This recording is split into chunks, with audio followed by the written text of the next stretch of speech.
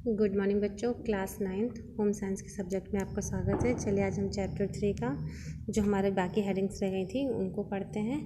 Start करते हैं। सबसे पहले कार्य व्यवस्था को प्रभावित करने वाले कारक। उसमें पहला है पूर्व योजना। देखिए, गृहिणी को घर में होने वाली सभी कार्यों की पहले से एक योजना बना लेनी चाहिए कि रोज़ हमें कौन सा कार्य करना है, कौन से कार्यों को सप्ताह में करना है, कौन से कार्य हमको महीनों में करना है और कौन से काम हमको साल में एक बार करना है।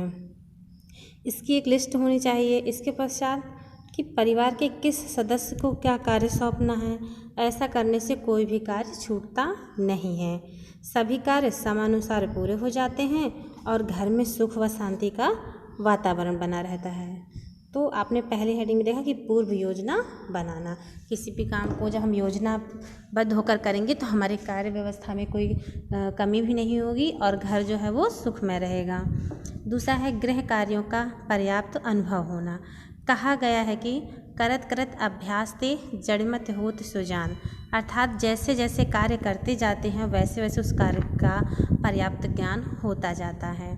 यह सत्य है कि जब कोई नया काम हम शुरू करते हैं तो कुछ न कुछ गलतियां ज़रूर होती हैं, लेकिन जब कई बार उसी कार्य को किया जाता है तो जो काम हम करते हैं वो बिना किसी विघ्न बाधा के, बिना किसी गलती के ही ठीक हो जाता है। इसलिए जो बालिकाएं बाल्यावस्था से गृह कार्यों को थोड़ा बहुत हाथ बटाती रहती हैं, वे गृहिणी बनने पर अपने घर की कार्य व्यवस्था को ठीक बनाए रखने और घर को व्यवस्थित रखने में सफल हो जाती हैं। जैसे कुछ लड़कियां विवाह होने के पहले ही घर के काफ़ी चीज़ों में, रसोई है, खर्च है, सब उनको इतने अच्छे से ज्ञान होता है कि उनको विवाह के बाद अपना घर चलाने में कोई दिक्कत नहीं होती है। फिर है परिवार के विभिन्न सदस्यों का सहयोग। गृह कार्य सुगमता से हो सके, मतलब घर का जो काम है वो सरल तरीके से हो सके, इसलिए घर के कार्य जो होता है वो परिवार के सदस्यों का सहयोग हो तो जल्दी हो जाता है, परंतु सहयोग लेते समय उस सदस्य की क्षमता एवं रुचि का भी ध्यान रखना चाहिए। मतलब जिसको जिस काम में रुचि हो उसको वही काम देना चाहिए। वह कौन सा कार्य कर सकता है, उसकी किस कार्य में रुचि है, इस बात का ध्यान रखने से प्रत्येक सदस्य आसान अपने कार्य का निर्वाह कर सकेगा। चौथी हेडिंग है साधनों तथा उपकरणों का उचित सहयोग। घर के कार्यों को करने के लिए विभिन्न साधनों की आवश्यकता पड़ती है। जो उपकरण प्रयोग में लाया जाता है उस उपकरण की पूर्ण जानकारी होनी चाहिए जिससे उसका उचित उपयोग हो सके। उदाहरण के लिए जैसे वॉशिंग मशीन में जब हम कपड़े को साफ करते हैं तो मशीन भी खराब होने का भय रहता है, इसलिए इसी प्रकार मिक्सर ग्राइंडर, प्रेशर कुकर आदि का गृहिणी का सही उपयोग जानना बहुत ज़रूरी है।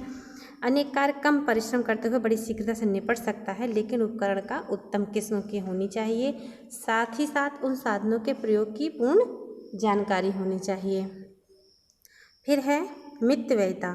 कम खर्च में अच्छा कार्य करना मितव्ययिता कहलाता है। अधिक खर्च करके किसी कार्य को पूरा करना हो तो बहुत सरल होता है, परंतु भली प्रकार गृहस्थी चल सके इसके लिए मितव्ययिता बहुत आवश्यक है। मतलब कम खर्च में अधिक लाभ होना। उदाहरण के लिए घर में बची हुई खाद्य वस्तुओं का रूप परिवर्तित करके इनके स्वाद को बदलकर खाया व खिलाया जा सकता है, जिससे धन की बचत होगी तथा साथ ही गृहिणी की कार्य कुशलता में वृद्धि भी होगी। फिर है छठी हेडिंग है आपकी गृहिणी की निर्णय शक्ति।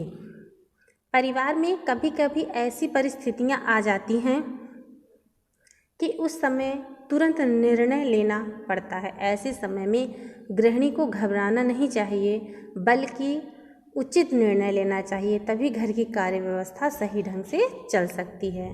फिर है पारिवारिक स्वरूप। देखिए, आज के समय में परिवार का आकार बहुत छोटा हो गया है, तो जिसके कारण गृह कार्य व्यवस्था जटिल बन गई है। गृहिणी को परिवार की सीमित सदस्यों में ही घर का सारा कार्य विभाजित करना पड़ता है। परिवार के छोटे आकार के कारण कभी कभी गृह कार्य करना पड़ेगा या वह कार्य नहीं हो पाएगा। विपरीत प्राचीन काल में जब संयुक्त परिवार प्रणाली थी तो परिवार के सदस्य अनेक होते थे तथा कार्य व्यवस्था भी किसी प्रकार व्यवधान उत्पन्न नहीं होता था। जैसे कि घर में अगर कई सदस्य हैं तो कुछ अगर आप कोई फंक्शन करते हैं तो कुछ लोग खाना बना रहे हैं, कुछ कपड़े धुलने की ड्यूटी लग जाती है, किसी लोग पूरे घर में झाड़ू लगाएंगे, कोई पूरे घर में पोछा लगा रहा है, कोई सब्जी काट रहा है, कोई मसाला पीसने चला गया। लेकिन अगर आप अब क्या है, छोटी फैमिली, आप अकेले हैं तो चाहे आप बीमार हो चाहे जो हो, आपको काम करना है। तो छोटे परिवार जो होगा अब सीमित हो चुका है, इस वजह से हमारे ऊपर काम का जो भार है वो अधिक बढ़ गया है। फिर है पारिवारिक स्वरूप। अच्छा, ये तुमने पढ़ी, सॉरी। 8वां है कार्य विधियों का ज्ञान। परिवार के कार्यों को सुचारू रूप से चलाने के लिए आवश्यक होता है गृहिणी को इस बात का ध्यान हो या ज्ञान होना चाहिए कि कार्य इस समय किया जाए जिससे परिवार के लोगों को असुविधा ना हो। साथ ही साथ कार्य के समय का अनुमान लगाकर ही कार्य करना चाहिए। आज के लिए इतना ही बच्चों। कल फिर हम पढ़ेंगे गृह व्यवस्था को कुप्रभावित करने वाले कारक।